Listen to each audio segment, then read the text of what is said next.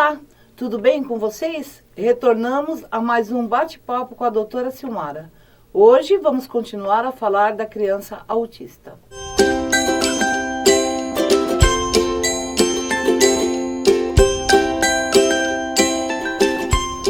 No nosso último bate-papo, nós estávamos falando de como você, pai, mãe, conseguiria fazer um diagnóstico mais precoce de uma criança autista. Só recapitulando, os pontos básicos e que são de fácil identificação a criança já tem mais de 2 anos e não fala, a criança não atende quando você chama pelo nome, a criança não brinca com outras crianças, ela fica num cantinho isolada. A criança muitas vezes anda na ponta dos pés, os brinquedos ela gosta de enfileirar todos, muitas vezes separados por cores ou separados por tamanho, e ela sempre coloca na mesma posição. Alguns autistas também são muito seletivos para comida, por mais que a mãe ofereça vários tipos de alimento, ele prefere 1 ou 2, então são crianças que comem muito arroz com ovo, e só arroz com ovo, outras crianças só comem macarrão, outras crianças não conseguem comer um alimento mais sólido por causa da textura, ela vai comer mais assim batidinho, tá certo? Ou amassado. E então essas aí são características que qualquer um pode rapidamente identificar e já ficar prestando bastante atenção no desenvolvimento dessa criança. Doutora Silmara, toda criança que não fala é autista? Não. Às vezes você tem aquela criança que ela tem um déficit de linguagem, né? Ela tem um problema na linguagem. Algumas, às vezes, têm um déficit de audição e por isso elas não aprendem. Então, quando a criança é levada no consultório médico, se olha tudo, todas as outras características. Se eu não encontrei característica nenhuma que me lembre do autismo, mas essa criança não fala, nós vamos ter que processar exames para ver se a audição é correta, se eu não tenho nenhuma lesão na parte cerebral, como é que foi a minha história de prematuridade, se eu fui prematura ou não, porque a criança prematura, ela fica muito tempo, às vezes, internada na UTI neonatal e alguns dos medicamentos que ela recebe são ototóxicos, então eles prejudicam a audição. Feito isso, faz os exames, se a gente tiver tudo bem, se eu tiver um déficit de audição, o otorrino vai ter que tratar, não é? Muitas vezes a gente vai ver se tem que pôr um aparelhinho ou não. Mas se eu tiver tudo bem, eu não tiver mais, eu escuto perfeitamente, essa criança é encaminhada para a fonoaudióloga.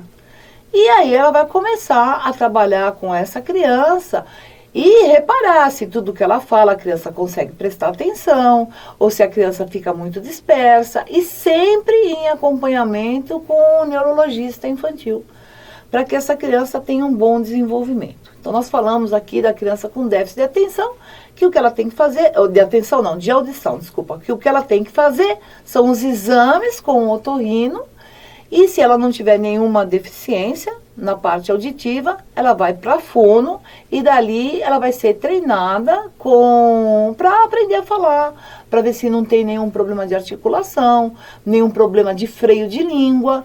Então tudo isso é olhado pela fonoaudióloga. Quando chega na criança autista, é bem diferente. Então, você faz todos os exames também, você vai fazer os exames de audição, você vai fazer a tomografia para ver se eu não tenho nenhuma outra patologia no cérebro. Você vai fazer o eletroencefalograma para ver se eu não tenho nenhum foco de disritmia. E, na verdade, na maioria dos casos, essas crianças não apresentam nenhuma alteração nesses exames. O autista, ele na verdade tem todo um déficit cognitivo. Ele tem que ser trabalhado da mesma forma, ele tem que ir para as terapias. Então, quando a gente faz o diagnóstico, a gente deixa bem claro para os pais que existe, lógico, uma parte importante do acompanhamento com o neurologista, mas a parte mais importante para esse tratamento são os terapeutas. Normalmente a terapia para o autista ela é feita com 3 profissionais, né? A gente tem a fonoaudióloga, a gente tem o psicólogo e a gente tem o terapeuta ocupacional. Bom, a fonoaudióloga vai me ensinar a falar, a prestar atenção. E existe um tipo de tratamento que chama PECS, que ela trabalha muito a fala com o visual da criança. Toda a rotina que essa criança tem que ter. Porque o autista ele aprende muito facilmente quando você determina uma rotina e você não sai daquela rotina. Então, a criança levanta, ela vai escovar o dente, ela vai no banheiro, ela vai trocar de roupa, ela vai para a escola. Você mostrando esse tipo de sequência, ele vai memorizando e ele vai seguindo essa rotina. Contudo, na hora de comer, muitas vezes você coloca esses packs na geladeira com os alimentos para que ele possa mostrar para você o que ele quer. Então, tudo isso aí numa fase bem inicial do tratamento com o autista. Hoje na internet você tem uma variedade muito grande de material que pode ser consumido pelos autistas, assim, da parte de didática. E são baratos. Quando você entra na internet, você coloca lá, material para educação do autista. Então você vai ter várias fotografias, você vai ter várias sequências, você tem, às vezes, livrinhos que ensinam como você vai abordar essa criança para que ela preste atenção, para que ela consiga começar a entender um ritual diferente daquela que ela estava acostumada. Normalmente eu andei pesquisando aí pela internet, você consegue joguinhos assim lúdicos, né, para você começar a ensinar essa criança numa faixa de 50, 60 reais. Você consegue cursos de dinâmica de como é que você vai lidar com a criança na mesma faixa.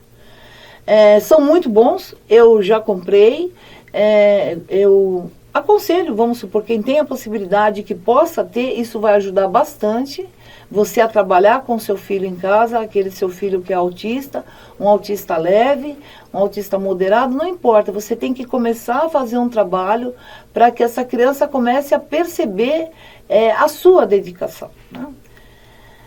Aí você dá fono, muitas vezes a gente já começa a terapia no mesmo instante, né, da mesma forma, com o psicólogo, que também vai brincar com a criança, vai mostrar rotinas, vai trazer essa criança mais próxima da realidade. E o terapeuta ocupacional. O terapeuta ocupacional ele é dividido em dois tipos de terapia que ele faz, né? Ele faz a terapia ocupacional que vai lidar com movimentos finos, a pega de botão, de arroz, a mobilidade de escrita, a coordenação de comer, e a terapia ocupacional com integração sensorial, que é aquela que trabalha com o barulho. Porque o barulho, ele atrapalha muito esse autista, né? A criança se assusta e o barulho não é por causa da intensidade dele ser muito alto. Muitas vezes a criança se assusta com a campainha de casa. Então depende da sensibilidade de cada criança. Tudo isso é trabalhado com os terapeutas. Bom, quanto tempo nós vamos ter que fazer de terapia? Vamos dividir assim. A terapia é limitada. Então, se você fez um diagnóstico de um autista com 1 ano, 2 anos, ele vai continuar com essas terapias por muito tempo. Mas e durante a semana, como é que eu vou dividir o horário para essa terapia? Quantas horas ele tem que fazer? Nós temos, assim, desde profissionais que defendem o extremo de fazer muitas horas, né, até aqueles profissionais que defendem 15 minutos. Então, a gente não pode nem ser tanto ao céu, nem tanto à terra, tá certo? O que é o ideal? O ideal é esse terapeuta conhecer a criança, ver o quanto que essa criança vai suportar de terapia, o quanto ela consegue ficar concentrada para que ele comece a deslanchar.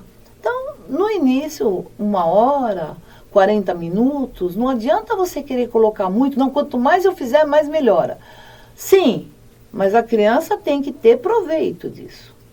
Então, hoje, depois de muita gente conversar, eu achei que a ideia dos convênios que eu atendo foi muito boa.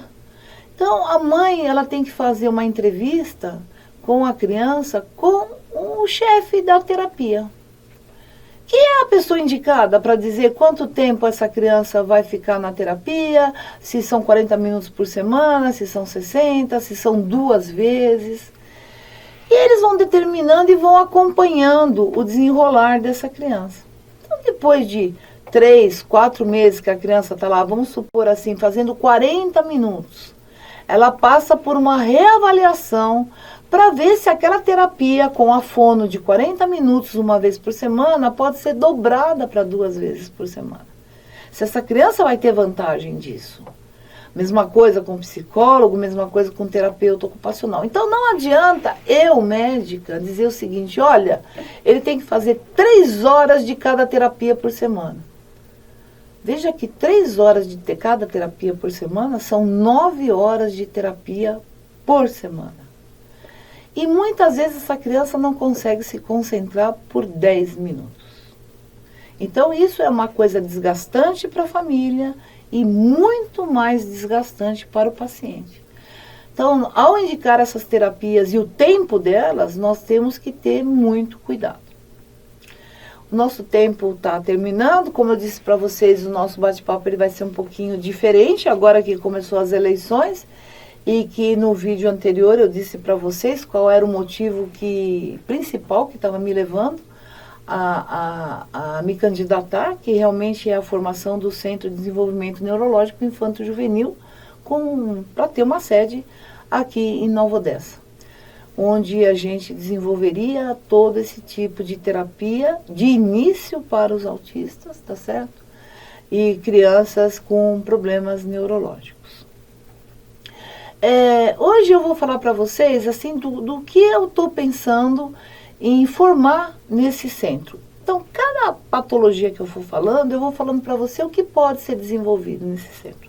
Então, durante o nosso bate-papo, eu falei para você que a gente tem toda aquela parte de brinquedos, de quadrinhos, de material que vão incentivando a criança a aprender. Eu acho que uma das metas desse centro é a gente organizar comissões ou grupos, mesmo de terapeutas, que possam ensinar as mães como fazer esse tipo de material.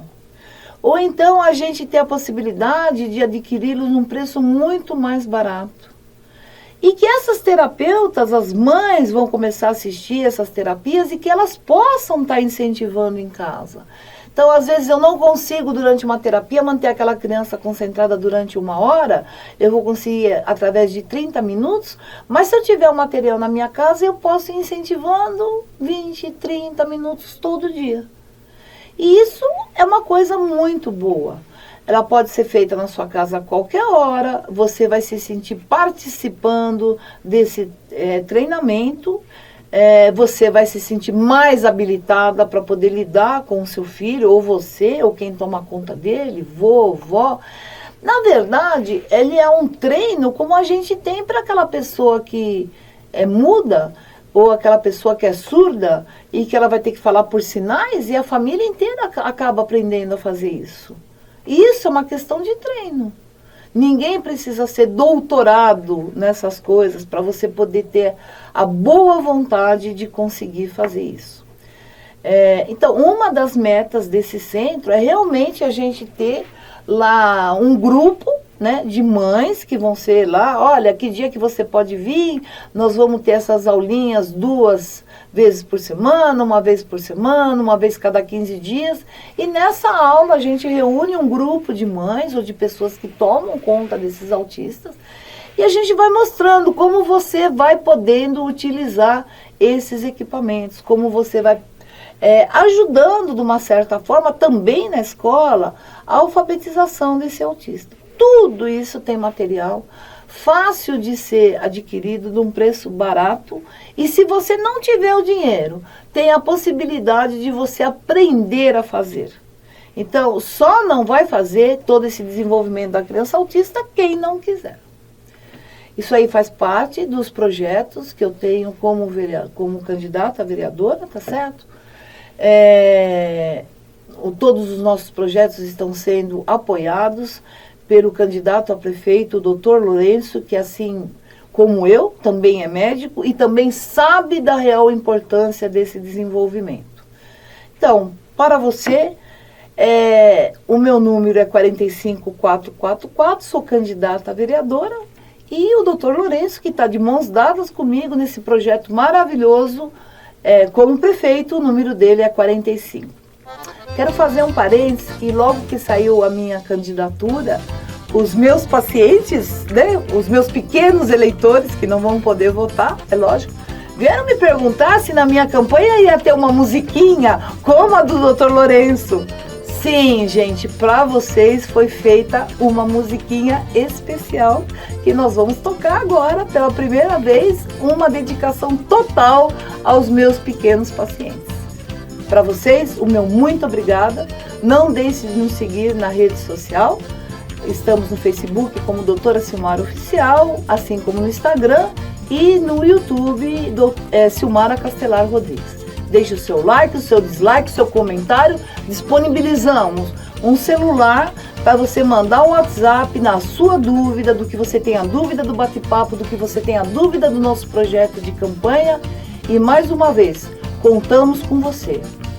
Vamos sempre cuidar de nossa gente. Nova Odessa espera isso de você. Bye, bye. Nova Odessa vai mudar, Nova Odessa vai crescer. Com doutora Silmara você vai ver projetos básicos de visão pra unir a saúde e a educação. Qualidade de vida vai melhorar. Pra vereadora no 45444 você vai votar.